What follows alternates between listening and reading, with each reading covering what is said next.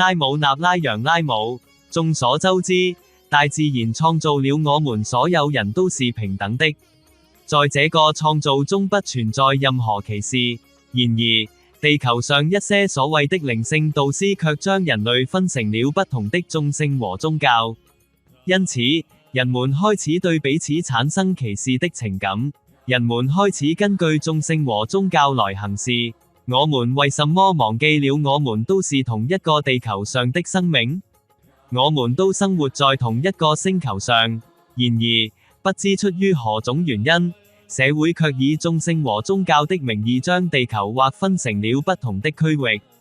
如果這種情況繼續下去，整個世界將變成互相敵視的敵人。但我們必須成為愛的使者，而非仇恨的傳播者。我們必須在心中播種愛的種子，而不是仇恨。在當今現代印度，眾聖和宗教仍然是根深蒂固的問題，緊緊抓住了人們的心智。事實上，這種糾纏如此之深，以至於很大一部分人口被困其中。如果每個人都根據他們的行為和天性被對待，所有系統都能相應地運作，那麼每個階層和地區超過一半的問題將自動得到解決。印度的眾聖和宗教問題已有數百年歷史，在分裂社會成不同群體中發揮了重要作用。以眾聖和宗教名義進行歧視不僅違反人道，也阻礙社會進步。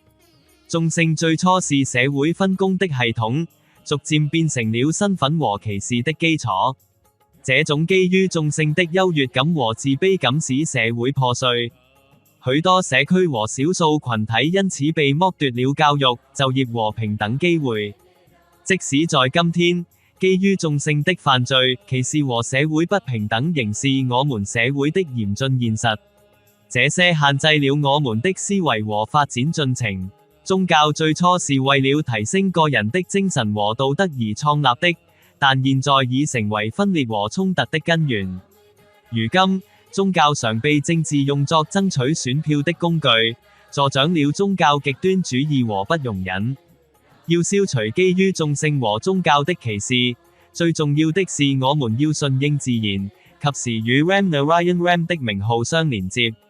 眾聖和宗教永遠不能成為社會或精神進步的手段，他們只會在心中滋生仇恨。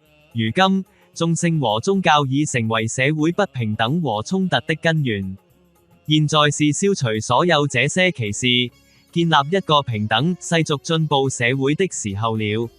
只有當我們傾聽良心，跟隨內心的聲音，與自然保持聯繫，定期念誦 Ram Narayan Ram 時，這才有可能實現。大自然本身就是最偉大的宗教，每個人都必須理解這一點。當一個人與 Ram Narayan Ram 相連接時，生活便獲得了新的視覺。這種新的視覺賦予我們新的能量，使生活更加成功。通過 Ram Narayan Ram，人們總是被教導保持積極的思維，始終做好事，盡可能幫助他人。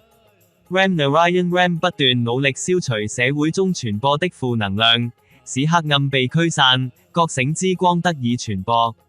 通過與 Ram Narayan Ram 連接，人們過着成功的生活，持續在成功的道路上前進。